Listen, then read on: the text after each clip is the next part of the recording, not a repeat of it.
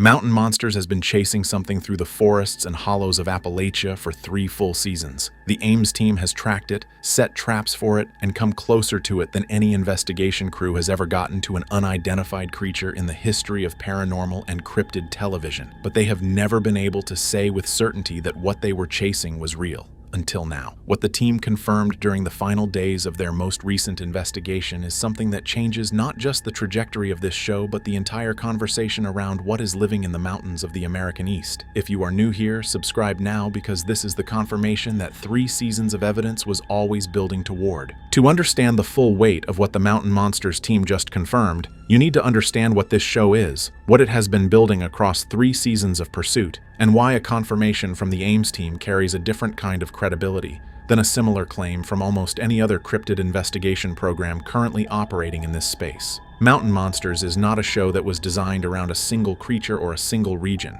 It is a show built around a team of experienced outdoorsmen, hunters, and trackers from the Appalachian region whose relationship with the mountains they investigate is not that of outside researchers arriving with equipment and theories. These are men who grew up in these mountains, who learned to read terrain and animal sign and environmental evidence from people who had been doing it for generations before them, and whose collective knowledge of what the Appalachian wilderness normally contains and normally produces is the baseline against which everything unusual they encounter is measured. Trapper, Buck, Huckleberry, Wild Bill, Jeff, and Willie have between them an accumulation of field experience in some of the most remote and least documented terrain in the eastern United States that no academic institution and no professional research organization can replicate through conventional means. When they say something is out there, they are not saying it from a position of theoretical interest or investigative enthusiasm. They are saying it from a position of direct, repeated physical engagement with evidence that their combined decades of experience in that environment tell them is real.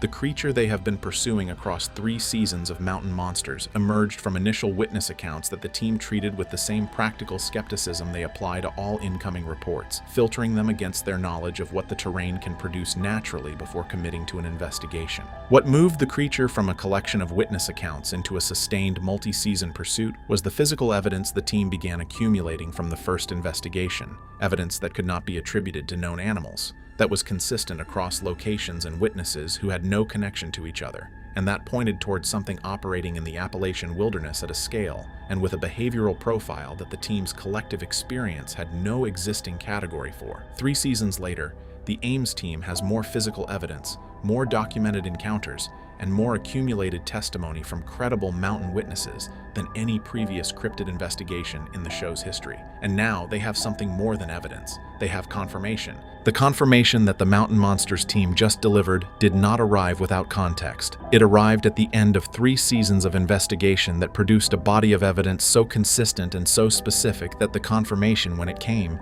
felt to the people who had been following the pursuit closely, not like a surprise, but like the inevitable destination of a line of evidence that had been pointing in one direction from the beginning. The first season of the creature's pursuit established the foundational profile. The initial witness reports that brought the Ames team to the region described encounters with something large, bipedal in some of its observed movements, but capable of moving on all 4 limbs at speeds inconsistent with any known large animal in the Appalachian ecosystem. Witnesses described a creature that was aware of being observed, that responded to the presence of investigators with behavior that suggested intelligence rather than simple animal flight response, and that left physical evidence at encounter sites that the Ames team's trackers found compelling from the first examination. Footprints that were outside the size range of any documented species in the region. Vegetation disturbance patterns that indicated something moving through dense terrain at a speed and with a physical profile that the team's hunters identified as unlike anything they had tracked before. And in several locations, structural formations, deliberate arrangements of natural materials that Trapper and the senior members of the team assessed as intentional rather than environmental in origin. The second season deepened the profile and raised the stakes. The team returned to the region with refined equipment and a more specific understanding of the creature's apparent territory, and what they found during that season's investigations pushed the pursuit from compelling to urgent. The creature was not simply present in the terrain. It was responding to the team's investigation in ways that indicated it was tracking them as actively as they were tracking it, appearing at locations ahead of the team's arrival, leaving evidence at positions that seemed designed to be found, and on at least 2 occasions during second season investigations, making direct physical contact with the investigation in ways that produced undeniable evidence of proximity that the team had not previously achieved. The third season was the season that produced the confirmation. The team arrived with a level of preparation and a depth of prior evidence that allowed them to operate with a precision and a focus that the earlier seasons had been building toward. And what they encountered during the final investigation of the third season was something that the accumulated context of everything that had come before made impossible to dismiss or explain away. Understanding what the mountain monsters team confirmed requires understanding what the creature they have been pursuing actually is, or more precisely what the 3 seasons of evidence suggest it is, because the creature at the center of this pursuit does not fit cleanly into any of the existing categories that Appalachian cryptid investigation has previously worked with, and does not match the profile of any of the more widely discussed unknown animals that have been reported in the region over the past century. The physical profile assembled from the accumulated evidence of 3 seasons of investigation describes something that is significantly larger than any known predator in the Appalachian ecosystem. The footprint evidence, collected from multiple locations across a substantial geographic range, indicates a creature of considerable height and mass, with a foot structure that the Ames team's trackers have described as unlike any known animal print they have encountered in decades of work in that terrain.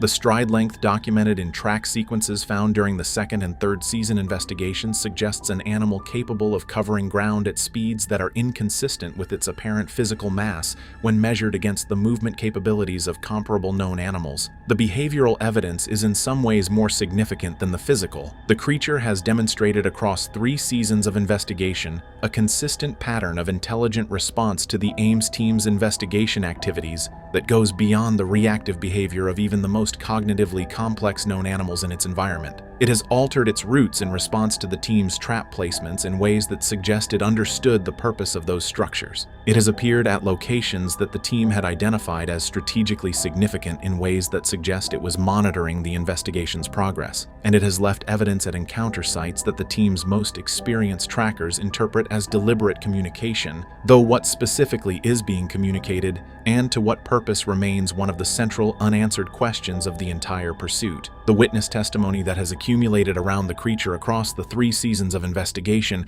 is notable for its geographic spread and its consistency. Reports have come from witnesses in multiple counties across 2 states, from people with no connection to each other and no awareness of other reports, describing encounters with the same creature profile with a specificity and a consistency that the Ames team has found striking.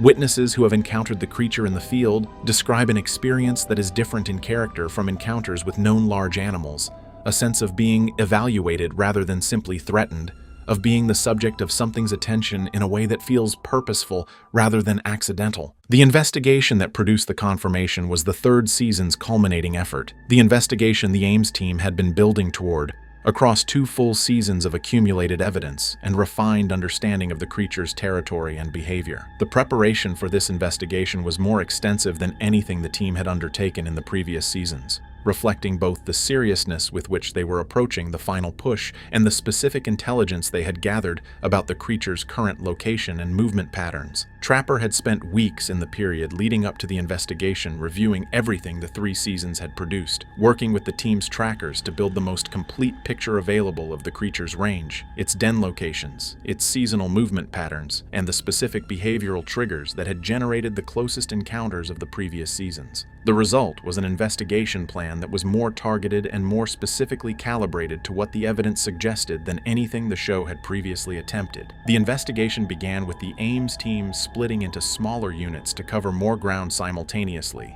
a tactical decision driven by the 2nd season discovery that the creature was capable of monitoring the team's movements and adjusting its position accordingly when the full group moved together through its territory. The first hours of the investigation produced evidence that immediately confirmed the team was in the right area. Track evidence fresh enough to indicate the creature had been in the immediate vicinity within hours of the team's arrival. Environmental disturbance in the vegetation consistent with the movement profile that had been documented across the previous seasons.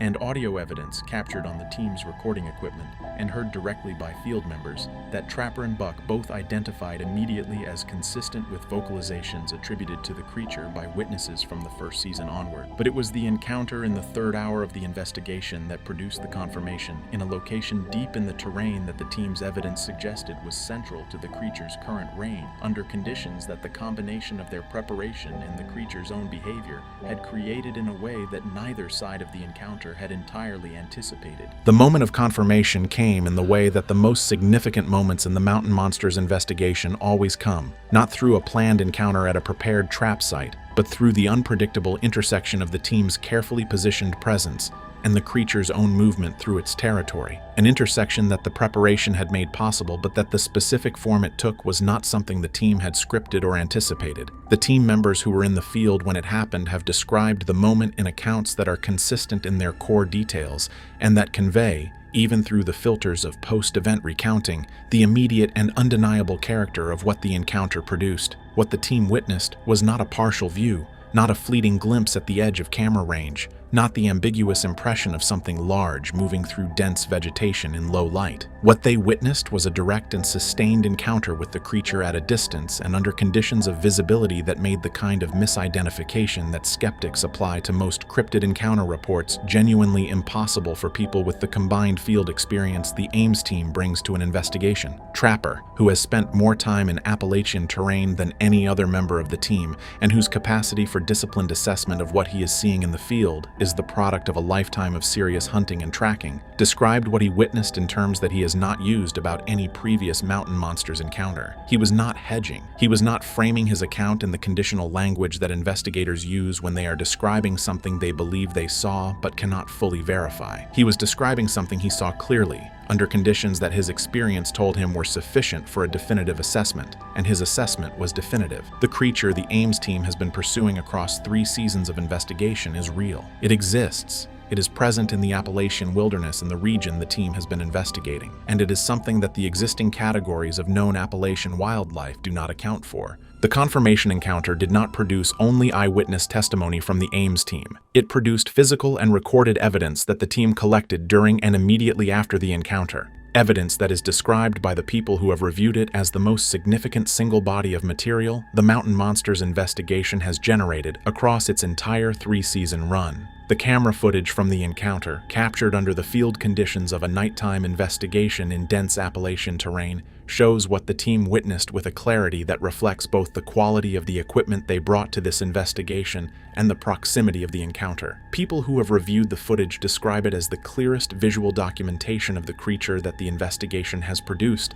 Not perfect by the standards of a controlled photographic session, but sufficient under the assessment of the team members who were present and who have the experiential baseline to evaluate what they are seeing to constitute genuine documentation of an animal that is not a known species. The track evidence collected from the encounter site in the hours immediately following is described as the best the investigation has produced. Prints left in substrate conditions that preserved detail at a level not achieved in previous seasons, at a scale consistent with the physical profile the 3 seasons of evidence had suggested, and in a sequence that documents the creature's movement through and away from the encounter location in a way that allows a clear reading of its gait, speed, and direction of travel. Biological material collected from the site, from locations where the creature's proximity to vegetation and terrain surfaces during the encounter created opportunities for collection that previous investigations had not produced, has been submitted for analysis. The results of that analysis are not yet publicly available, but the collection itself represents something the investigation has been working toward across 3 seasons: physical material from the creature that can be subjected to scientific examination, independent of the testimony and observational evidence that has constituted the bulk of the investigation's documentation to this point. Audio recordings from the encounter document vocalizations from the creature during the period of direct contact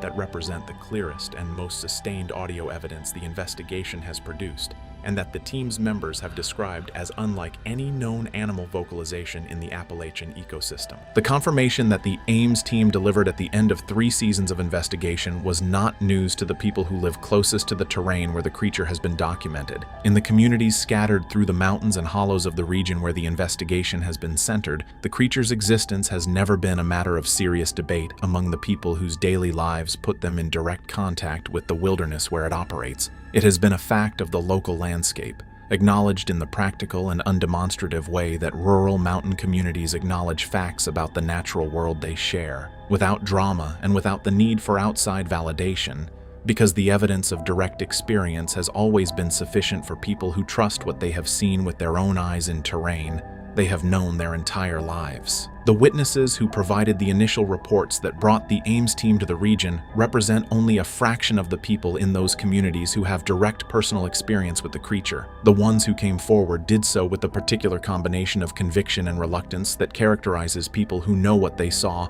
and are aware that saying so publicly invites a response from the outside world that does not reflect the seriousness with which the experience deserves to be treated.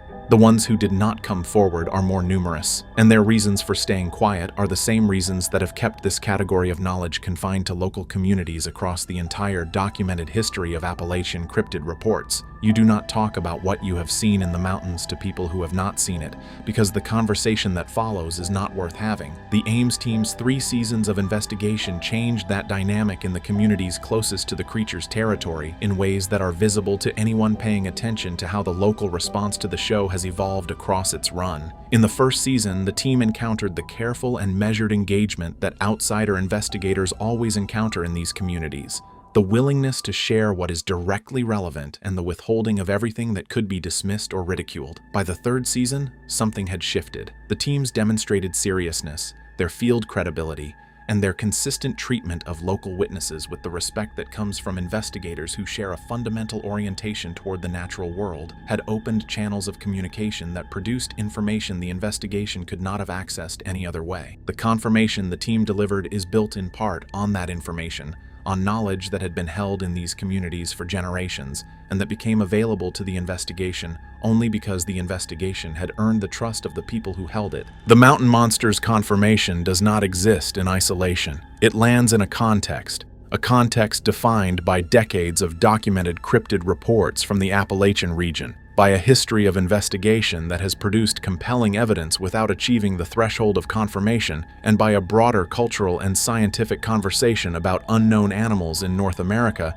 that has never been resolved in either direction with the definitiveness that a genuine confirmation of this kind demands. The Appalachian region has the longest and most densely documented history of unknown creature reports in the eastern United States. From the earliest written records of European settlement through the current era of trail cameras and smartphone documentation, the mountains have produced a consistent and geographically stable body of encounter reports that cannot be accounted for by known wildlife and that have never been fully explained by the misidentification and hoax explanations that mainstream commentary defaults to when these reports are addressed at all. The Mountain Monsters investigation, across its 3 seasons of pursuit, has been the most sustained and most methodologically serious field investigation of a specific Appalachian unknown animal that the documented history of this field contains. The Ames team's approach, grounded in the practical field skills of experienced hunters and trackers, rather than in the technological frameworks of academic or institutional research, has produced a body of evidence that is different in character from what previous investigation approaches have generated, and that is more difficult to dismiss precisely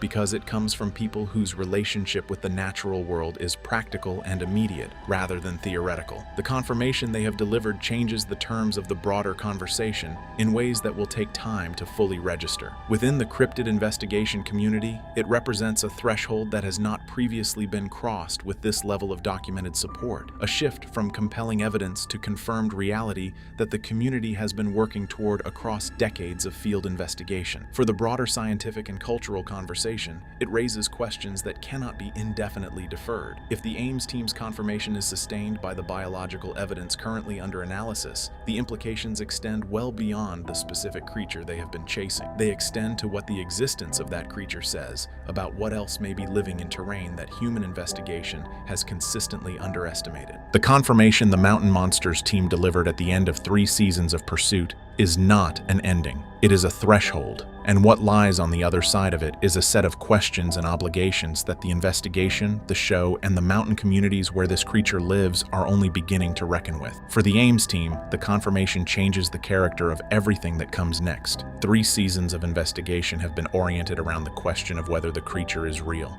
That question is now answered. The questions that replace it are harder and more consequential. Where does the creature's range extend? How many individuals exist? What does the intelligence the team has documented across 3 seasons of behavioral observation imply about how the creature should be approached going forward? The biological material collected from the confirmation encounter site is the most immediate piece of the investigation's next chapter. When those results become available, they will either force a formal scientific response from institutions that have declined to engage with this category of evidence, or they will raise new questions that push the investigation further. The mountain communities closest to the creature's territory are watching what happens next with the quiet attention of people who have never doubted what was out there and who have a personal stake in how the outside world responds. 3 seasons of pursuit brought the Ames team to this moment. What they do with it is the investigation that is just beginning.